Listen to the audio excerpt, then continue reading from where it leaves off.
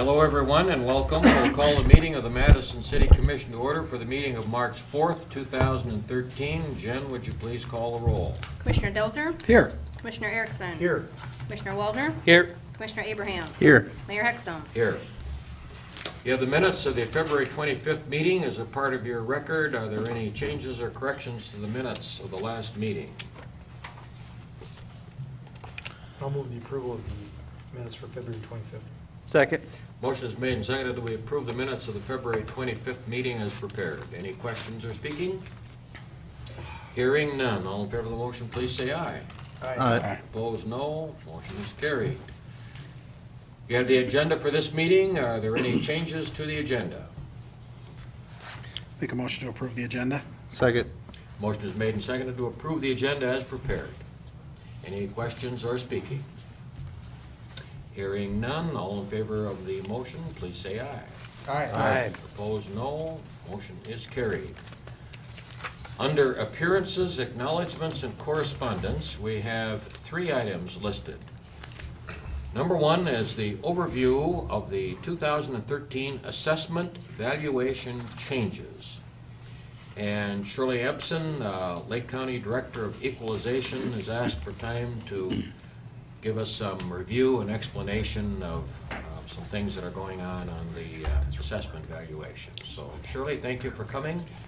Appreciate your information and Thank you for having me in tonight. The Lake County assessments were mailed last week. One of the large activities that took place in our office last year was an updating of the cost manuals that we use to provide the assessment information for the residential properties. We rolled out this new change with the residential properties within the city of Madison. We had 83 sales that took place in the city last year that we were able to analyze the ratio of sales to assessments, and we are very happy to indicate that it appears that the housing market is in good shape in Madison.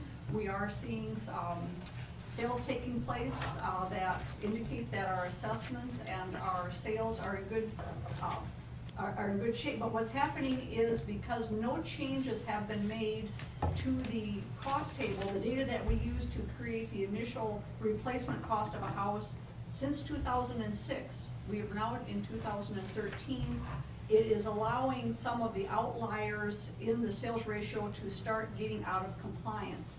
And when we review sales, we always compare what are we assessing this house at in review to what is this house selling for on the open market. Of the 83 sales that we analyzed in the last fiscal year, 55% of those sales were at or below 85%, which in the overview of the sales, that is too many houses, too much property is selling at a tolerance below where the state mandates that we should be. And the easiest way, or the most proper way for us to address this issue, is to start with a current and correct cost table, put all of our properties into this new cost table, and what it basically did is an average quality house, and quality is a type of construction and not a dollar amount. Average quality house between 2006 to 2013 is a little over a 12% increase in the replacement cost new, and that's if you talk to an insurance man or an appraiser. You start with your replacement cost new, and then you determine, based on the age and the condition of the house, what do we need to depreciate this property back to get it more in line for what it is selling for.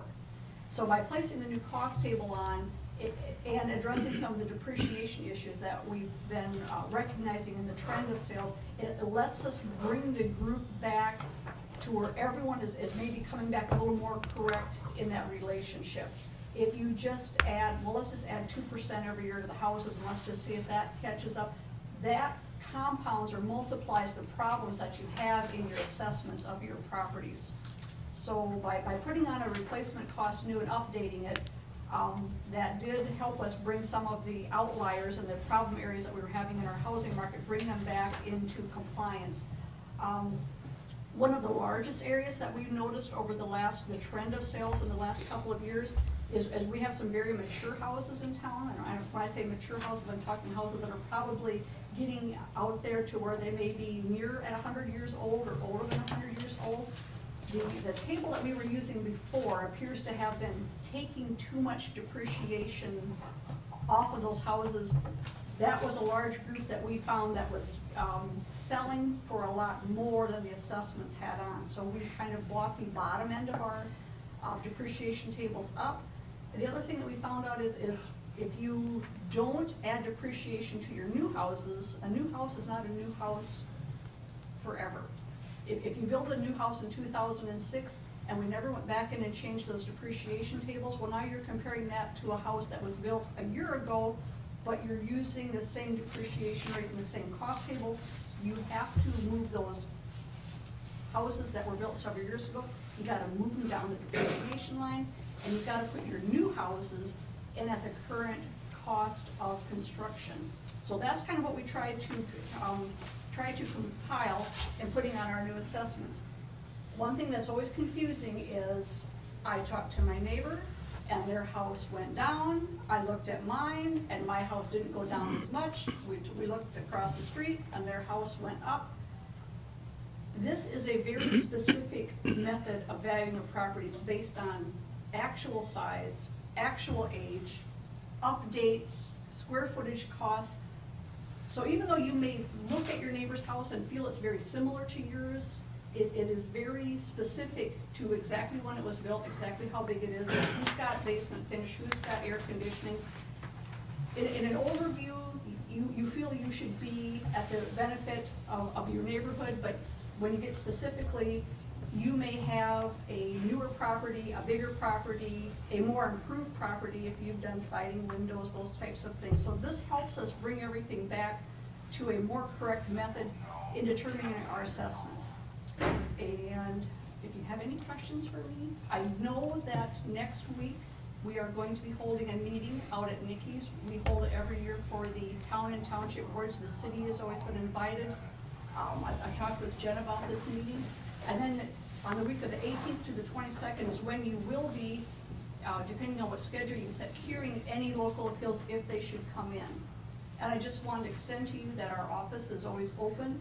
If you have questions specifically about a case that may be coming in, or if someone comes in and starts expressing a concern to you, our office is very willing to visit with people about the changes that we made, show them specifics in there, why their house may have changed differently than what they thought it should be, or maybe to what their neighbors was.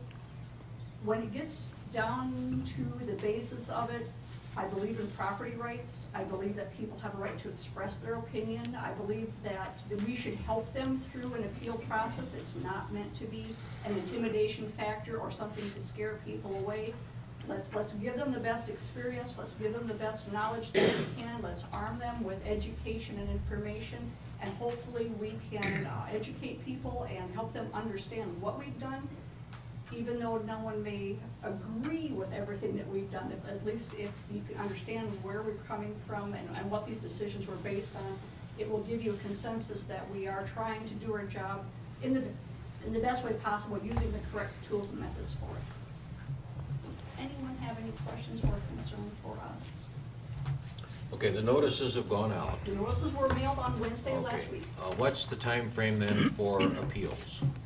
If someone is going to come to the city of Madison, they have until the Thursday prior to the third Monday, and that's the way the law states it. By the calendar this year, I believe they have to have written notice to the city to have a local appeal up by the 14th of March, which is Thursday. And sometime during that next week, 18th to the 22nd, is the week that is set in statute that local boards will be meeting.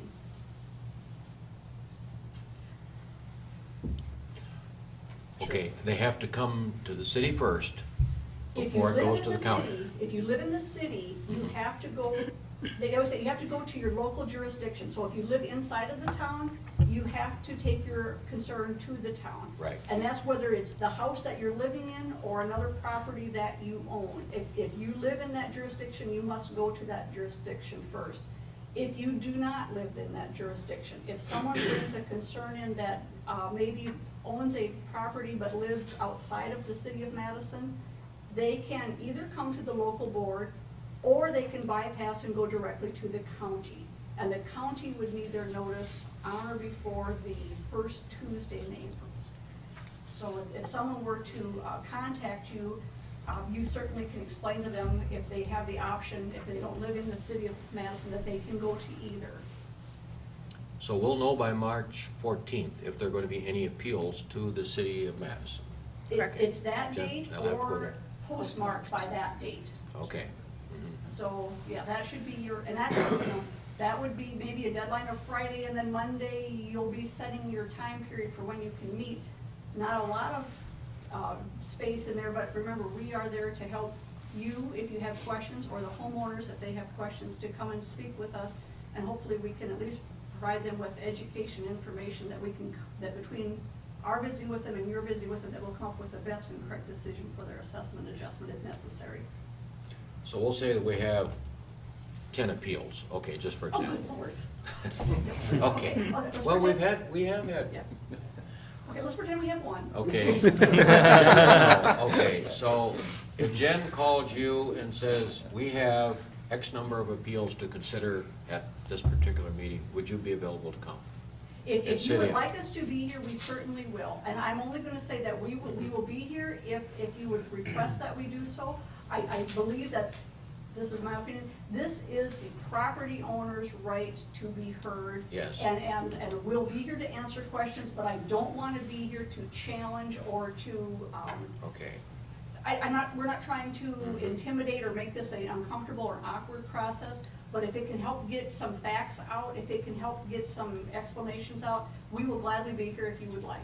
And in the past, we've had, some of the board members had come to our office and said, give me some information on this house and why did it change and what's the assessment history, and so that those people, you can have that information in your own hand also. We're very willing and open to do that. well, several of us have been through this a number of times, and of course, this is the first step for them, so, and I know that in times past, you have been here, and that has been helpful to Yes. explain why something happened. Yes. And because, I don't, maybe there's one or two experts in here, but not for me. And in the on past, this. we've had people come to us with a concern, and when we've dug into it, we found out that there may be an error or a necessary adjustment, and at that point in time, we will gladly help provide, the information to make it right. If we find a mistake or an error, a miscalculation, we are very much wanting to get that That's right. corrected and provide the right information to provide a basis to do that. And the fact that this is just an intermediate step to the city commission, the final word comes from the county commission, correct? The way the process would work is if you're going to hear that one appeal, and you're going to make a decision, when that decision gets returned to the county, it comes back to my office, we at that point in our office review the decision, and then we have to decide if that creates equality and fairness, or maybe there was a piece of information missing. If we do not agree with the adjustment or the valuation placed on it, then we have the right to ask that person to come back to the county. We would send them a written letter saying, Okay. you went to the city, we don't agree with their decision, we feel the valuation should be such and such, and then they would come to the county and we would do the process again. And at that point in time, we are more involved because then we are defending a valuation instead of listening to a property Sure. concern. So you're right, it's pass or play once you get done with it, and that will be a decision that our office will look at. It can go up to the state board of equalization beyond that. or Correct, circuit and once court. we make a decision, then there is one more, or actually, there's two more steps. They can. Circuit court or Correct. the state board of equalization. And the Board of Hearing Examiners is another, a little more formal, but yet not as intimidating as court, and not the requirement of attorneys. I'm sorry. But That's terrible. it allows that person to pursue their appeal, but yet be in a much more informal situation, and it's much less structured, but there are still some provisions and paperwork and things that have to be processed to get it there. Shirley, might add a question. You mentioned you had 85 houses that sold that you were doing your check We had 83 sales in the city of Madison just in the last fiscal year. Those are the ones you usually check against to see how you're doing with your valuation. Yes. The number used to, when I was in the business 100 years ago, you had to be 90%. What does the state want you to be? The law is still that they want our median assessment, that's our middle number, to be at 85. They would like it 85, better if yeah. we were at 90. And what happens if we don't change assessments and we just continue to let the assessments ride regardless of what the sales are doing? When they audit our office to calculate this factor of what is the magic number that your valuation is multiplied against to generate your taxable assessment, this year we are taxing non-ag properties at 91.3% of their assessment. That's always derived from the previous year's sales. Here's your sales, what are you doing, how good are you in your ratio? The year before, we were taxing people at 97%. We're trying to keep that factor in the low 90s, and it would be great if it was 85%. Then we'd be taxing people 85% of your value. But that's the reality of not adjusting your assessments. Well, it'd be nice, but the law still says it's supposed to be assessed at full and true. So anybody that complains, ask them if they'll sell it for that. And if they say no, then you know that they're not over-assessed. Well, and That's the. 55% of the sales came in at 85%. There was a number of sales that exceeded the 100% benchmark. A lot of those sales were sales of foreclosure properties.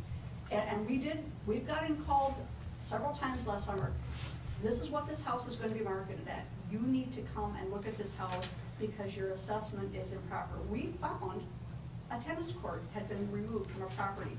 Big privacy fence, we didn't know. We said, why is this assessment so high? We walk in, where's your tennis court? It had been removed several years before, and we didn't know it, and we were unaware of it, so that created a large lopsided assessment on that property. Now we know it, and now we've made that adjustment. Thank you. Did you have a question, Lon? No, I was just gonna ask Shirley, are you doing an article in the paper? Because I thought you did a very good job of explaining this, and that would really help alleviate, I think, some of the concerns. Am I doing an article in the paper?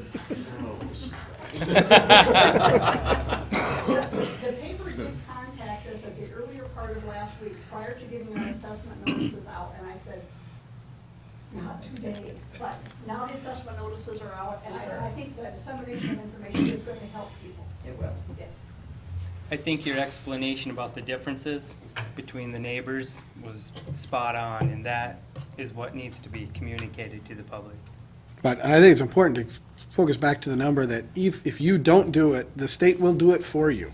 So it's not a case of, well, this isn't going to happen. It's a case of, it has already happened, and some people may have paid more than they really needed to because they were compensating at the state level rather than doing the fix that you put into And place. the interesting thing about house sales, and house sales are a very negotiable sale. If you walk into a store and purchase an item, you don't get that ability to debate and argue and horse trade and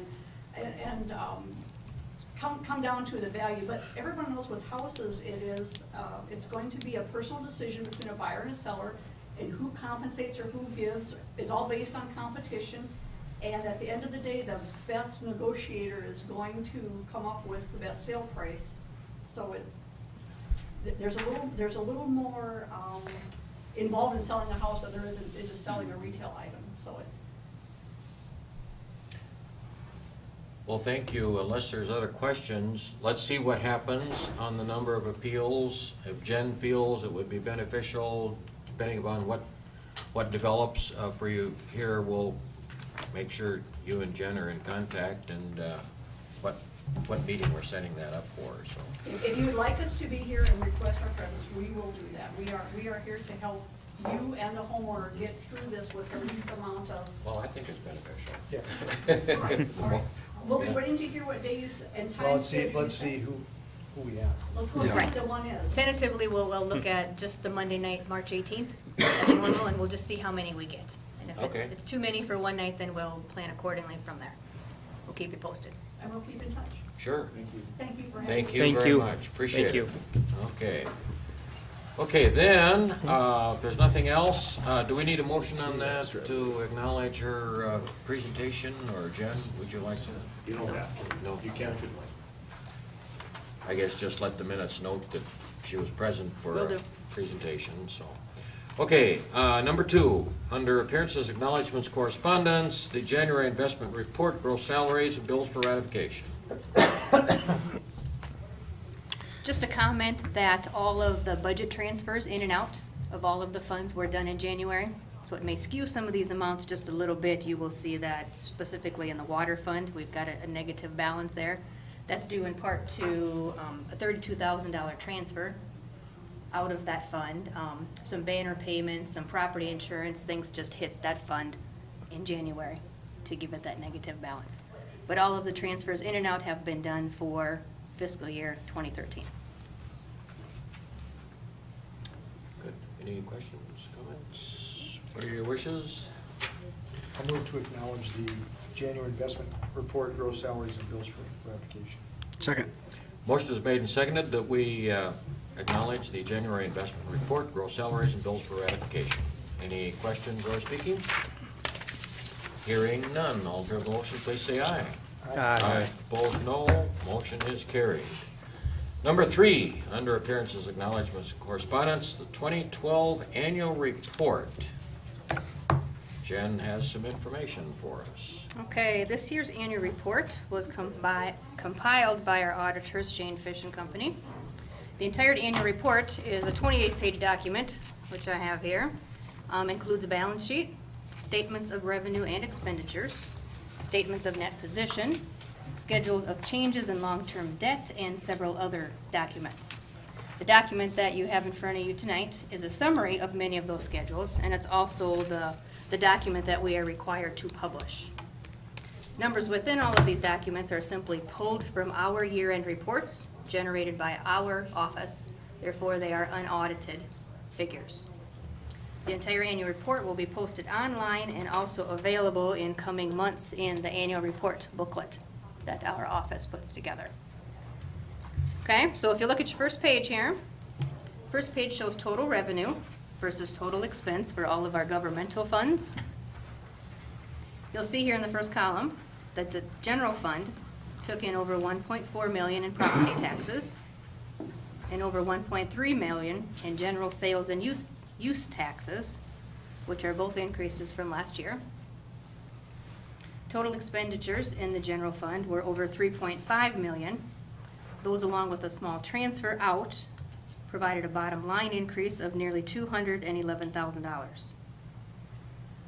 Our park fund, second column there, realized higher expenditures than revenue, which is not unusual. Third column is the third cent fund, which is the lodging and entertainment tax. That collected about $165,000 last year, but also paid out about $215,000, which was primarily paid to the Chamber of Commerce and the LAIC. So this fund also realized an expense over revenue for the year. There was little activity in the Community Development Fund. The second cent sales tax fund collected over $1.3 million in tax revenue and paid out about $862,000 in debt service and improvement expenses. So finished the year with a balance of about $325,000. Swimming pool debt service fund collected $350,000 from property tax revenue to easily make the annual debt service payment of $332,550. And lastly, the last two columns there on the first page, Grant Circle TIF and Jerry Maloney Nature Area had very little activity. All right, those are for the governmental funds. Briefly, the second page are your proprietary funds.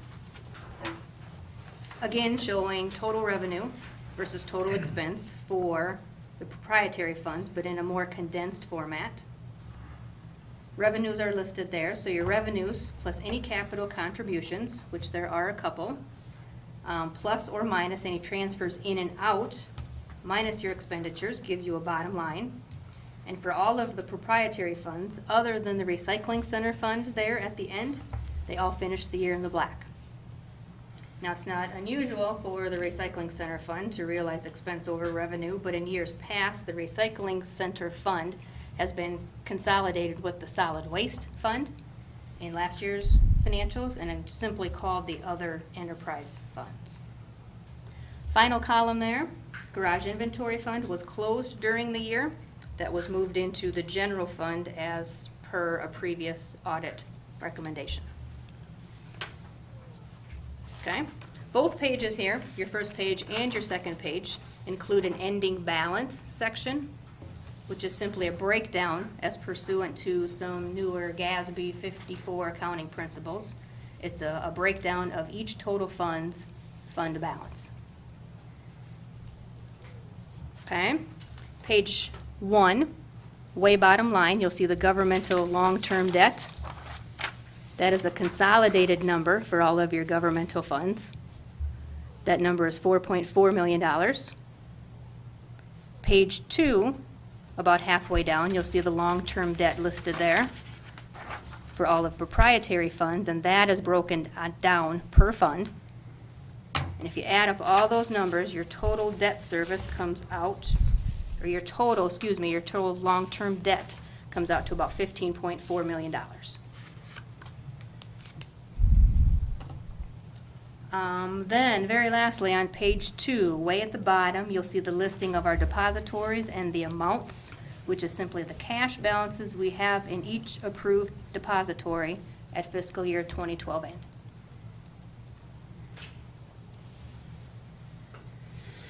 I have 26 more pages of financials we could go through if you really want to. However, they are unaudited numbers, and unless you direct me otherwise, we're going to review that as we need to, and then we will look closer. Our audit will be done in May, tentatively for May, and we'll inundate you with facts and figures and numbers after they are all audited. I will post these online. They'll be posted. And again, they'll be part of our annual report booklet. But if you have questions on any of this, I think that's kind of the way we've done it in the past. Wait until we get the audit report, which is the audited figures for, official purposes, and we spend a little more time on the audit report great. if needed. But to go through this little summary, at least to give us an idea of where we're at right now. Mhm. Comments, Any other? questions? Good to see all the proprietary funds in the black for a change. Yeah. It is. Well, we get a little more money for our recycling products. We'll get that back up there. Okay. If there is nothing else, would you like to have a motion then to acknowledge that report? So moved. Second. Motion made, seconded, that we acknowledge the 2012 annual report summary as presented. Any questions or speaking? Hearing none, all in favor of the motion, please say aye. Aye. Opposed, no. Motion is carried. We have no items listed under old business. We have several items listed under new business. Number 1, under new business, is refunding note modification agreement with the South Dakota Housing Development Authority. Who gets to start that one? David? I can. Or Jen? I can, yep. This refunding note modification agreement from the South Dakota Housing Authority is in regard to tax increment district number 1. It simply modifies the previous note, which you approved back in July of 2008, simply amending the payment due date to June 1st of 2014. It does, it amends the first payment due date. It moves it from June 1 of 12 to June 1 of 2014. That's when the first payment on the TIF district will be due. I'm sorry if I'm wrong. And this has already been approved. We just, because we're the entity that signed off on it initially, they just need our signature, so it's not a, Correct. That's right. It What was you're really approved doing is by- you're authorizing the mayor to execute this document. yeah. Okay. Any other questions Let me ask one question. Is this an extension of the agreement, or how do we I suppose it would phrase be that? Is that, if it- No, it wouldn't be an extension. It only deals with the date that the first payment is made. The agreement would still stay in place and it would end. okay, It would move into the regular tax base on the same time. It really only deals with the debtor and the housing development company when they collect their first payment. That's why modification is probably a better term than extension. Okay. It isn't extending the life of this, it's simply extending or modifying the first payment due date. I didn't know if it pushed it all back, but just a moment. It does not. Okay, that's good. okay, good, thank you. Is this Mr. Schaefer's? Yes. Any other, yeah, we only have one TIF That's what I thought. agreement in the I city of didn't think they'd Madison. slipped another so- one by me since when I was asleep. Any other questions or speaking on the modification? I would make a motion to authorize the mayor to sign the refunding note modification agreement with South Dakota Housing Development Authority. Second. Motion is made and seconded that we authorize the mayor to sign the documents for the refunding note modification agreement with the South Dakota Housing Development Authority. Any questions or speaking? Hearing none, all in favor of the motion, please say aye. Aye. Opposed, no. Motion is carried. Mr. Mayor, would you have the minutes reflect that I abstained in that vote? Okay. Commissioner Erickson abstained. Thank you. Okay. New business number 2 and 3, we have to take them separately. Abatement of property taxes.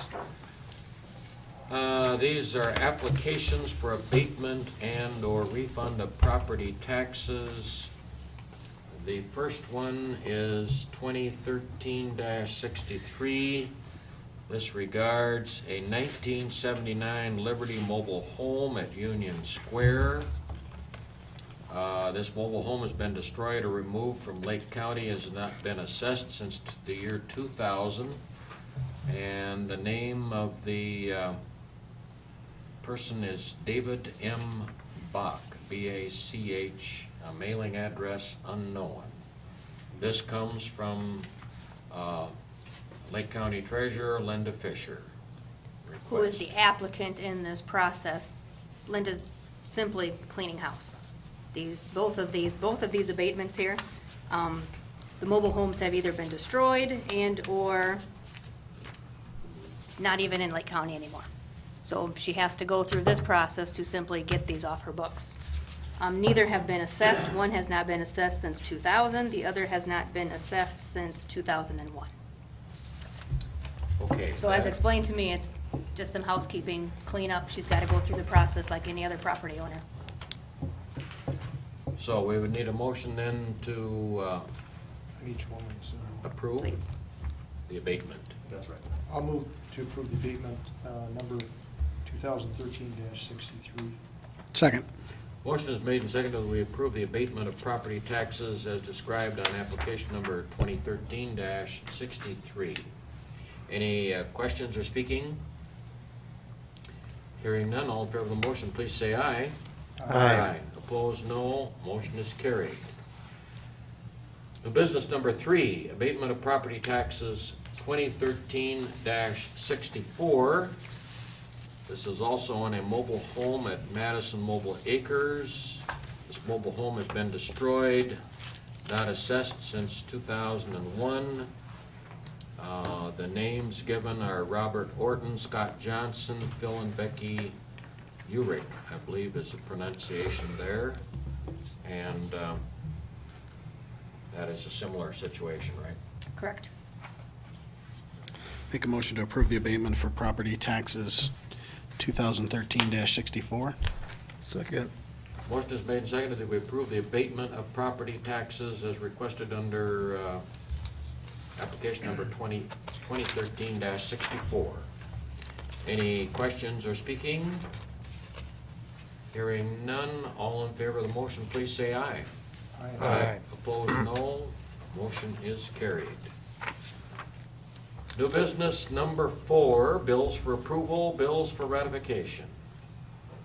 Make a motion to approve and ratify the bills. Second. Motion is made and seconded to approve and ratify the bills as presented. Any questions or speaking? Hearing none, all in favor of the motion, please say aye. Aye. Opposed, no. Motion is carried. Personnel recommendations, we have some personnel recommendations there that you've reviewed. What are your wishes? I'd make a motion to approve the personnel as presented. Second. Motion is made and seconded that we approve the personnel recommendations as presented. Any questions or speaking? Hearing none, all in favor of the motion, please say aye. Aye. Opposed, no. Motion is carried. I have attached a mayor's report for February of 2013, and if you don't have any questions on any of those items, that would conclude the agenda items for this meeting. Would there be a motion to adjourn? So moved. Second. Motion is made and seconded to adjourn the meeting. All in favor, say aye. Aye. Opposed, no. Motion is carried. The meeting is adjourned. Thank you all very much. Have a good evening.